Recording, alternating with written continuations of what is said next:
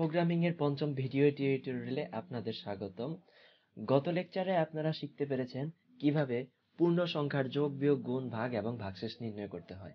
আজকের লেকচারে আপনারা শিখতে পারবেন কিভাবে দশমিক সংখ্যার যোগ, বিয়োগ, গুণ, ভাগ এবং ভাগশেষ নির্ণয় করতে হয়। তো চলুন প্রোগ্রামটি শুরু করি। আমরা যেহেতু এবারে দশমিক সংখ্যা নিয়ে কাজ করব, তাই এবারে আমাদের ডাটা টাইপ হবে ফ্লোট। ফ্লোট ডাটা টাইপ শুধুমাত্র দশমিক সংখ্যার ক্ষেত্রে ব্যবহৃত হয়।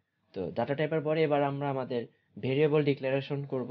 প্রথমে নাম1 সমান এর মান ধরে নিলাম 5.3, তারপর কমা আরো একটি ভেরিয়েবল নাম2 ইকুয়াল এর মান ধরে নিলাম 2.1, আরো একটি ভেরিয়েবল যেটি আমাদের ফলাফল প্রদর্শন করবে রেজাল্ট। আমাদের ভেরিয়েবল ডিক্লারেশন আমরা সম্পন্ন করলাম। এবারে আমরা কমান্ড দেব যোগ, বিয়োগ, গুণ, ভাগ, ভাগফল এবং ভাগশেষের জন্য। তো প্রথমে আমরা যোগ করি রেজাল্ট ইকুয়াল নাম1 প্লাস নাম2, সেমিকোলন দিয়ে স্টেটমেন্ট শেষ করলাম। এবার আমাদের ফলাফল প্রকাশের পালা। প্রিন্ট এফ ডাবল কোটেশন এর ভিতরে আমরা লিখব দ্য সামেশন ইজ %f। আমরা ইন ডাটা টাইপের জন্য দিয়েছিলাম %d, আর ফ্লোট ডাটা টাইপের জন্য দেব %f। আশা করি বুঝতে পেরেছেন। এরপর আমরা /n দিয়ে নতুন একটি লাইন তৈরি করে রেখে দিলাম। এরপর আমরা ভেরিয়েবলটি ডিক্লারেশন করে দিচ্ছি। এখানে রেজাল্টের মানটি %f এ রিপ্লেস করবে, তাই এখানে রেজাল্ট ভেরিয়েবলটি আমরা বসাবো। এবারে আমরা বিয়োগ করব রেজাল্ট ইকুয়াল নাম1 মাইনাস নাম2। এবারে ফলাফল প্রকাশের পালা। প্রিন্ট এফ প্রথম মানের ভিতরে double quotation the subtraction is %f \n, এরপর কমা দিয়ে রেজাল্ট স্টেটমেন্টটি সেমিকোলন দিয়ে শেষ করলাম। এরপর আমরা গুণনের কাজ করব। এখানে লিখব result equal নাম1 into নাম2।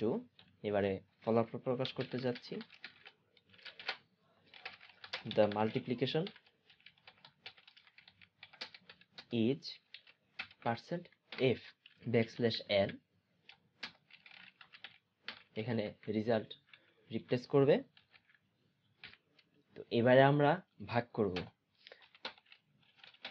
Result equal নাম1 ভাগ নাম2।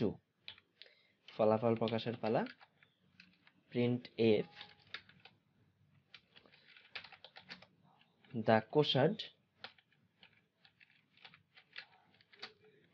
ইজ %f, এখানেও আমাদের ফলাফলটি রেজাল্ট ভেরিয়েবলের মান রিপ্লেস করবে।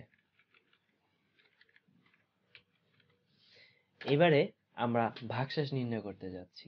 আগের বার অর্থাৎ পূর্ণ সংখ্যার জন্য ভাগশেষ নির্ণয় করেছিলাম। তো সেই ক্ষেত্রে আমরা কমান্ড দিয়েছিলাম রেজাল্ট ইকুয়াল নাম1 %নাম2।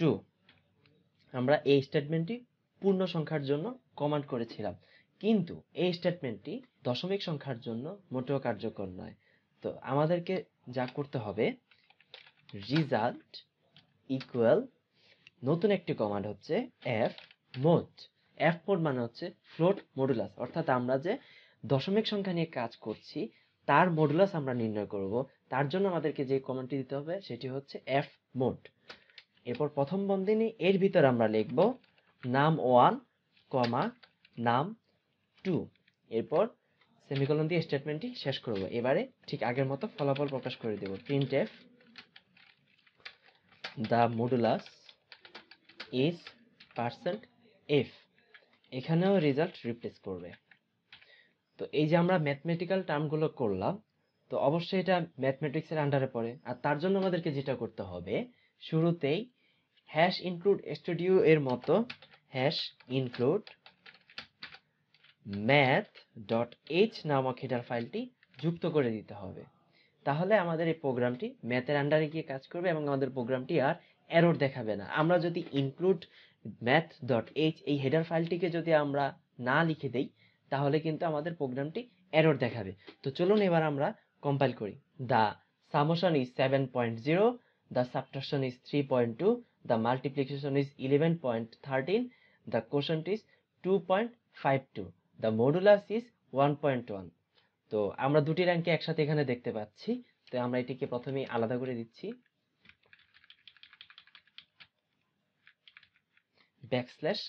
\n। তো এবারে আমরা আবারও প্রোগ্রামটি কম্পাইল করিয়ে দেখছি।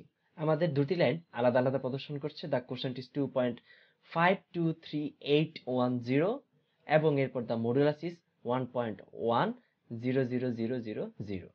তো এইভাবে আপনি আপনার ফলাফলটি প্রদর্শন করতে পারবেন। আশা করি আজকের প্রোগ্রামিং পর্বটি আপনাদের খুবই ভালো লেগেছে। পরবর্তী ভিডিও টিউটোরিয়াল দেখার জন্য আপনারা আমন্ত্রিত। আশা করি আপনারা সবাই সুস্থ থাকবেন। ধন্যবাদ সকলকে।